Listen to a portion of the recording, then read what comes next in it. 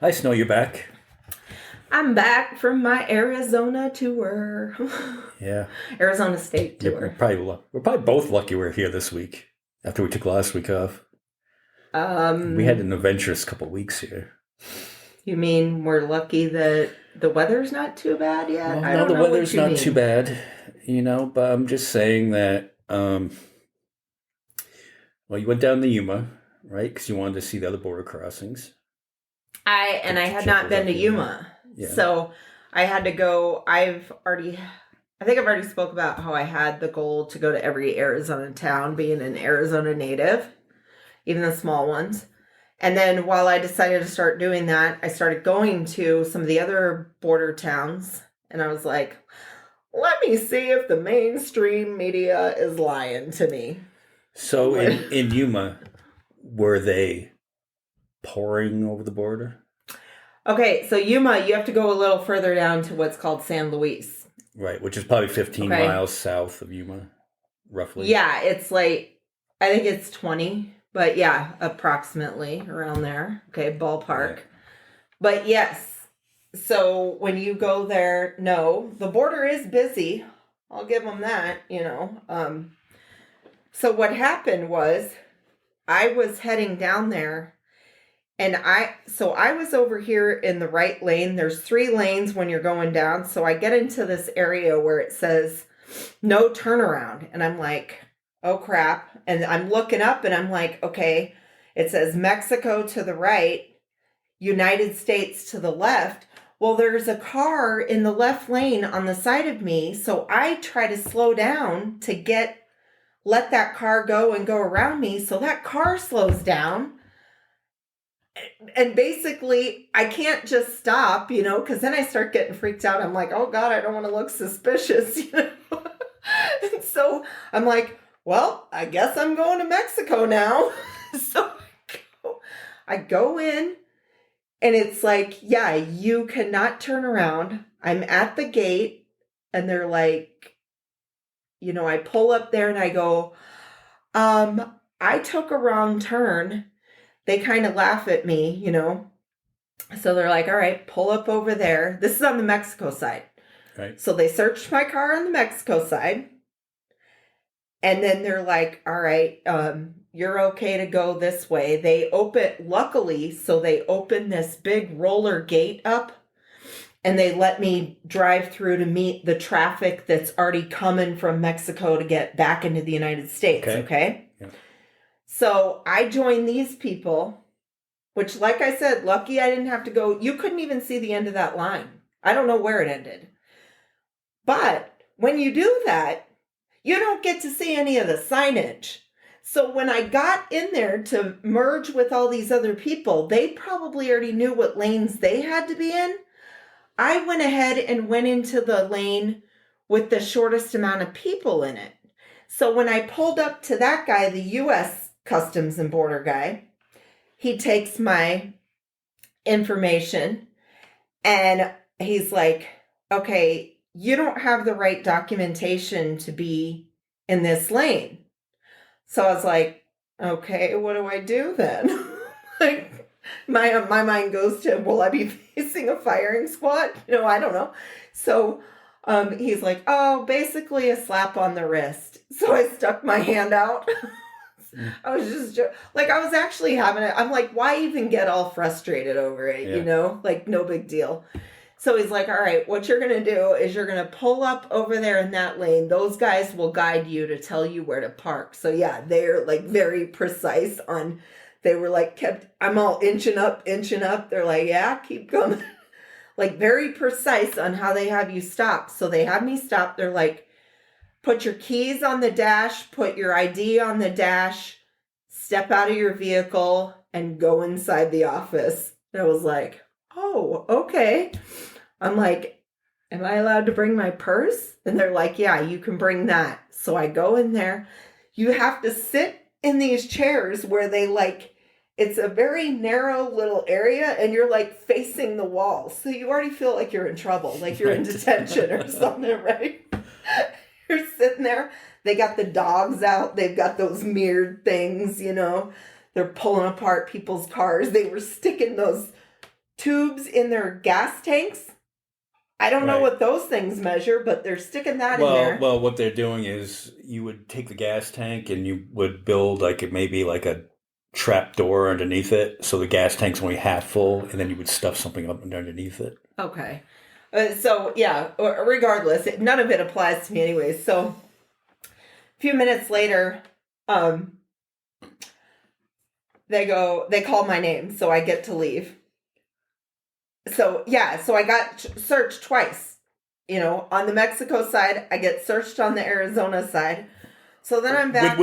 This is probably within, what, 15 minutes that you get stuff. Yeah, 10 to 15 minutes. Yeah, right when I went back in to our country, bam, so you pull into Mexico. Suspicious. So you pull into Mexico, they search your car, you immediately do a U-turn, and you're in the wrong lane, and they search your car again. Yeah, and the only reason I went into Mexico, I kept telling them that because they're like, did you come over here to go to the doctor? I go, no, I literally couldn't. I go, have you guys ever been to the area right there where it says no turnaround? Please tell me somebody here knows what I'm talking about. Like, you cannot turn around. It's one way. There's no way. You can't back up. You can't do anything. That's why I was like, oh, guess I'm going into Mexico. So then I came right back out of Mexico, got all my searching done. Then I decided, you know what? I'm just going to be on my way to the next border stop, which was, well, actually, I got on the 8 and I went along. I went through Gila Bend. I've already been through Gila Bend before. But that's how you have to get over to, like, go take the route to Ajo and then down to, if you stayed on Ajo going down that way, you could also go to Rocky Point, Puerto Penasco. That's the way to go to there. But I've already been to that. I've been to Rocky Point. So I was like, all right, you go a little further east over and you go to Sasabe, which I was wanting to go to Sasabe because I read up on it. Didn't even realize that it existed because it's like a tiny ghost town, right? There's like maybe 2 of the buildings there in the town are actually functional. There's a little market and there's a post office. And then there's a bunch of old, like, fallen apart houses and buildings. There's maybe 5 or 6 of those. And then, of course, there's the big, huge, glorious border wall that goes, I mean, you can see it. You can see, anytime you go down near that area, you see that massive, massive border wall that you'll see on the commercials, just miles and miles of it. And so when I went to Sasabe, there's only one way into Sasabe and one way back out. Because when I was done with Sasabe, I was going to be going to Tucson. So I go drive all the way to look at the border. This time I did not get turned around to where I would have to go over and come back. Okay. And again, you didn't see pilgrimages of the thousands of people coming across.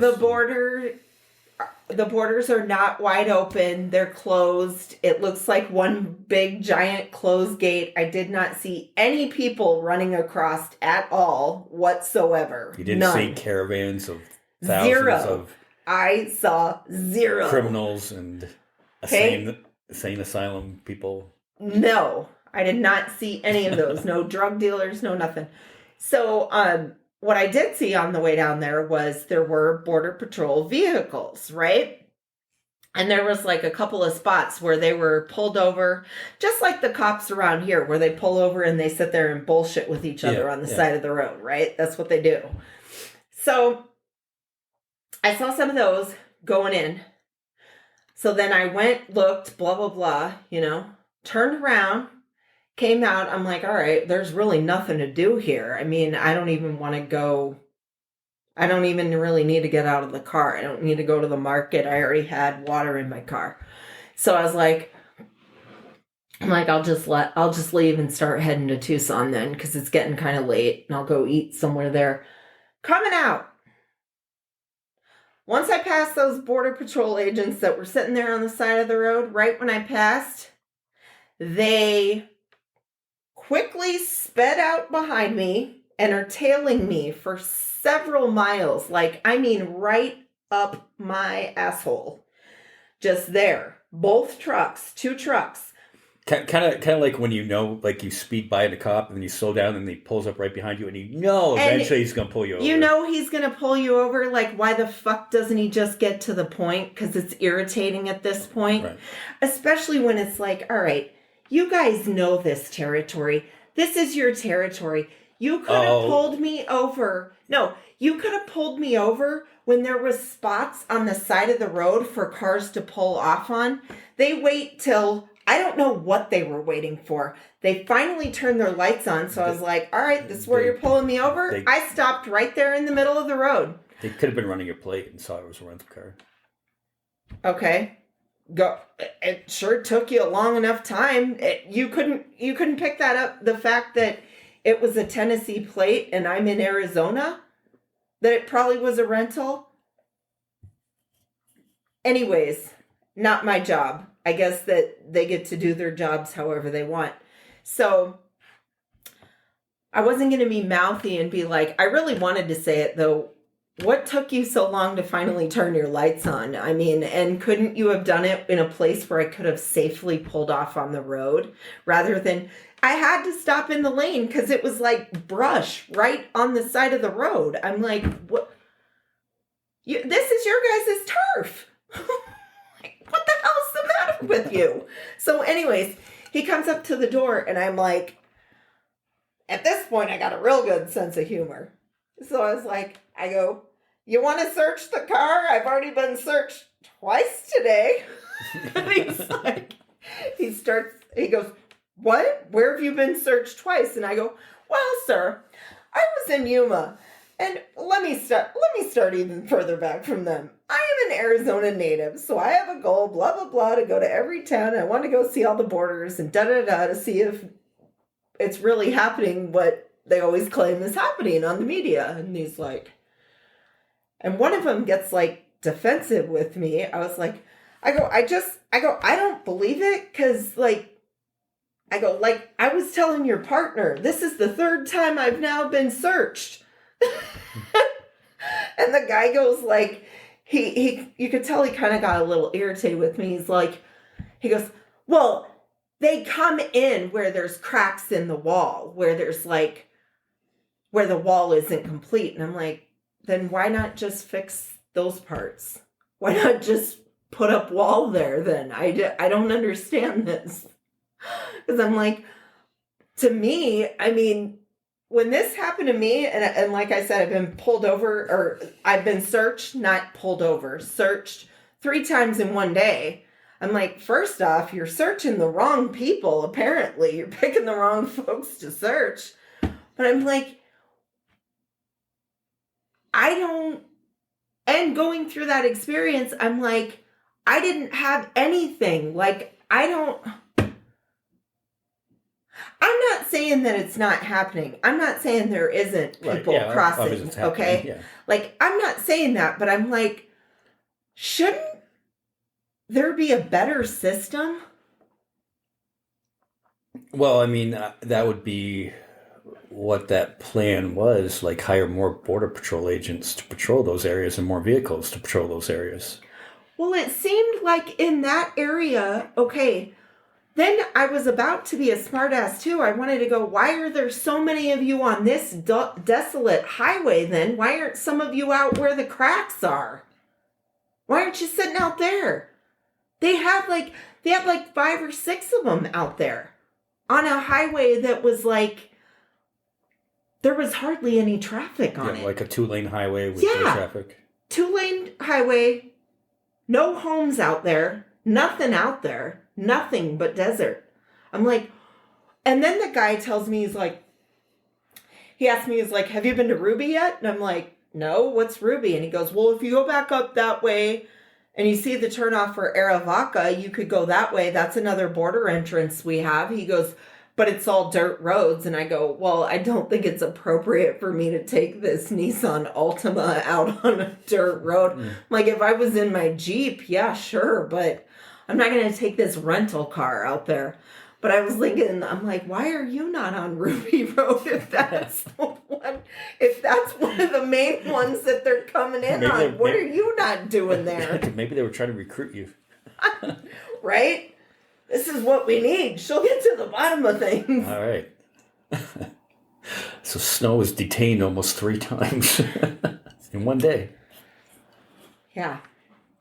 Crazy. What are you going to do? At least it makes for a good podcast story, right? Yeah. Find anywhere good to eat down there? Oh, yeah. Like, first off, I'm going to tell you, I'd like to go back to Yuma. Yuma, I should have actually stayed there a whole nother day, but I didn't know how long it was going to take to get to every place else I wanted to see, right?